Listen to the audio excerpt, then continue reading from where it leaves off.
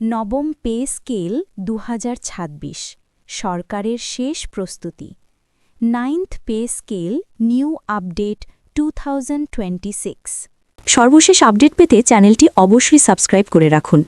আজকের আলোচনার পর নবম পে স্কেল নিয়ে আরও কিছু গুরুত্বপূর্ণ দিক স্পষ্ট হয়ে উঠেছে, যা সরকারি কর্মচারীদের জন্য বাড়তি আগ্রহের বিষয়।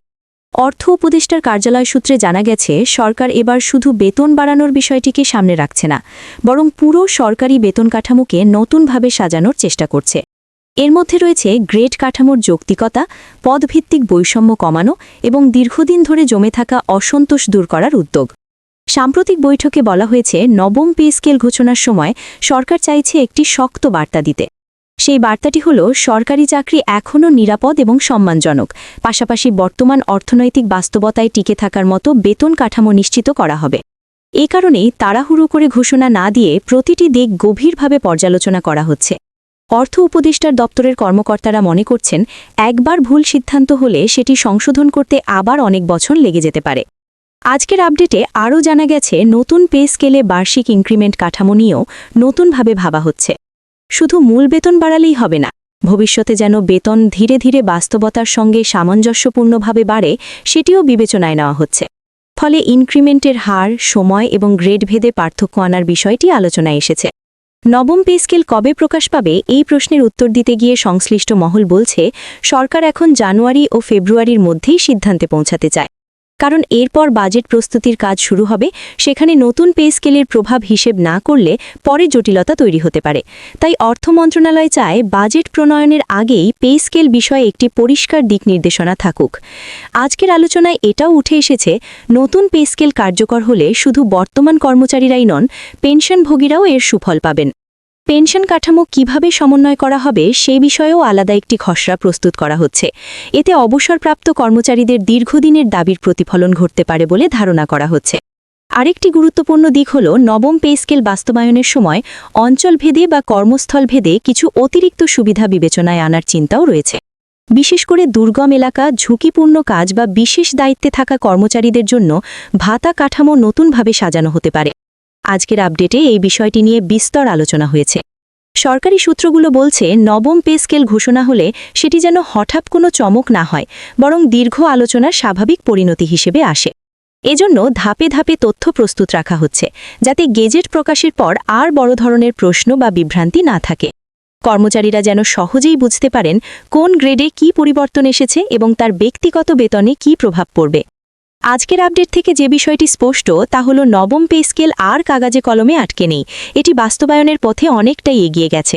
এখন শুধু আনুষ্ঠানিক ঘোষণা এবং সরকারি গেজেট প্রকাশের অপেক্ষা। বর্তমান আলোচনা ও প্রস্তুতির গতি দেখে মনে করা হচ্ছে, ২০২৬ সালের শুরুতেই এই অপেক্ষার অবসান ঘটতে পারে এবং সরকারি কর্মচারীদের জন্য বহু প্রতীক্ষিত নবম পে স্কেল বাস্তব রূপ পাবে। ২০২৬ সালের নবম পে স্কেল নিয়ে আজকের সর্বশেষ খবর অনুযায়ী সরকার এখন সিদ্ধান্তের একেবারে শেষ ধাপে এসে পৌঁছেছে। দীর্ঘদিন ধরে যে অনিশ্চয়তা চলছিল তা ধীরে ধীরে কাটছে। অর্থ উপদেষ্টা ও সংশ্লিষ্ট দপ্তরগুলোর মধ্যে ধারাবাহিক বৈঠকের মাধ্যমে নতুন বেতন কাঠামোর খসড়া প্রায় চূড়ান্ত করা হয়েছে। আলোচনায় বারবার একটি বিষয়ই গুরুত্ব পাচ্ছে, সেটি হল বাস্তবসম্মত সময় নির্ধারণ। সরকার এবার এমন সিদ্ধান্ত নিতে চায় যাতে ঘোষণা আর বাস্তবায়নের মধ্যে বড় ধরনের ব্যবধান না থাকে। আজকের আলোচনায় জানা গেছে, নবম পে স্কেলের চূড়ান্ত প্রস্তাব ইতোমধ্যে প্রস্তুত। পে কমিশনের সুপারিশগুলো পর্যালোচনা করে অর্থ মন্ত্রণালয় আর্থিক সক্ষমতা, বাজেট ঘাটতি এবং মূল্যস্ফীতির প্রভাব বিবেচনায় নিচ্ছে। সরকার চায়, নতুন পে স্কেল যেন একদিকে কর্মচারীদের জীবনযাত্রার মান কিছুটা স্বস্তিদায়ক করে, অন্যদিকে রাষ্ট্রের অর্থনৈতিক ভারসাম্যও বজায় থাকে। ২০২৬ সালের জানুয়ারির মধ্যেই পে কমিশনের চূড়ান্ত প্রতিবেদন সরকারের সর্বোচ্চ পর্যায়ে জমা দেওয়া হবে। প্রতিবেদন জমা দেওয়ার পর দ্রুত অনুমোদন প্রক্রিয়া শুরু করার প্রস্তুতি রয়েছে।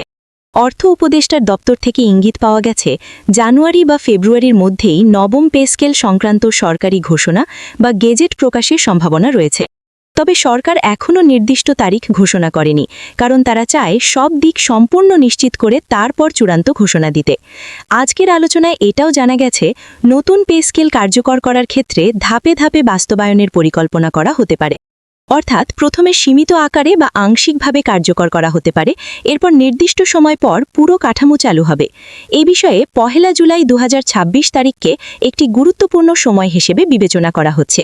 নতুন অর্থবছরের শুরু থেকেই পূর্ণমাত্রায় নবম পে স্কেল কার্যকর করার পরিকল্পনা সরকারের ভেতরে জোরালোভাবে আলোচিত হচ্ছে। নবম পে স্কেলে বেতনের গ্রেড সংখ্যা, গ্রেড ভিত্তিক বেতন বৃদ্ধি এবং নিম্ন ও মাঝারি গ্রেডের কর্মচারীদের বেতনে তুলনামূলক বেশি গুরুত্ব দেওয়া হচ্ছে, যাতে তারা দ্রব্যমূল্যের চাপ সামলাতে পারেন।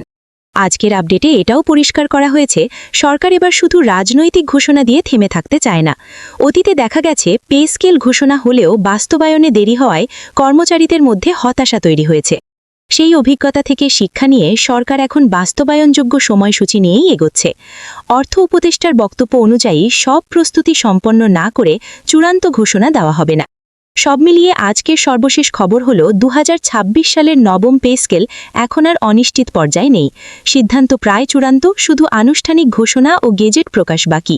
বর্তমান পরিস্থিতি বিবেচনায় ধরে নেওয়া যায় জানুয়ারি বা ফেব্রুয়ারির মধ্যেই নবম পে স্কেল নিয়ে সুখবর আসতে পারে এবং 2026 সালের মাঝামাঝি সময় থেকে এটি পুরোপুরি কার্যকর হওয়ার পথে এগোবে।